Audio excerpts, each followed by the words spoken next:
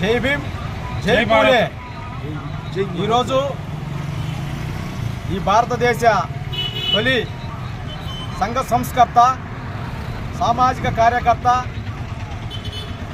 మహాత్మా జ్యోతిరావు పూలే గారి 198వ జయంతి కార్యక్రమాన్ని పల్నాడు జిల్లా మాచర్ల నియోజకవర్గం మాచర్ల పట్టణంలోనే మహాత్మా జ్యోతిరావు పూలే గారి విగ్రహం వద్ద దళిత భోజన సంక్షేమ సేవా సంఘం, బీసీ సంఘం, ఎంసీపీఐయు, అలాగే జాతీయ ప్రజా హక్కుల శ్రీ వీరబ్రహ్మేంద్ర పరిరక్షణ హక్కుల సమితి ఆధ్వర్యంలో ఈరోజు పూలే గారి జయంతి సందర్భంగా ఆయన విగ్రహానికి పూలమాలలు వేసి ఘనంగా నివాళులర్పించడం జరిగింది.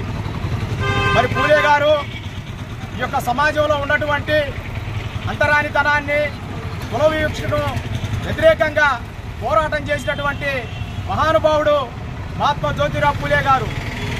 ఈ సమాజంలో అట్టడుగు వర్గాలకి వారి హక్కుల కోసం, వారి అభ్యున్నతి కోసం కృషి చేసినటువంటి గొప్ప సంఘ సంస్కర్త మహాత్మా జ్యోతిరావు పూలే గారు. మరి సమాజంలో స్త్రీ చదువుకుంటేనే సమాజం అభివృద్ధి చెందుతుందని చెప్పేసి స్త్రీ విద్యా వ్యాప్తి కోసం కృషి చేసినటువంటి మహానుభావుడు మహాత్మా జ్యోతిరావు పూలే గారు. అలాంటి మహాత్మా జ్యోతిరావు పూలే గారు ఈ సమాజంలో ఉన్నటువంటి మరి బ్రాహ్మణ ఆధిపత్యానికి వ్యతిరేకంగా, అంటే బ్రాహ్మణులు కాదు బ్రాహ్మణిజానికి వ్యతిరేకంగా పనిచేసినటువంటి గొప్ప సామాజిక విప్లవ యోధుడు మహాత్మా జ్యోతిరావు పూలే గారు. మరి మహిళలు చదువుకోవడానికి 1848వ సంవత్సరంలో పూణేలో మొట్టమొదటిగా పాఠశాలను స్థాపించడం జరిగింది. స్త్రీ విద్య కోసం మరి పోరాటం చేశారు, వారి హక్కుల కోసం పోరాటం చేశారు.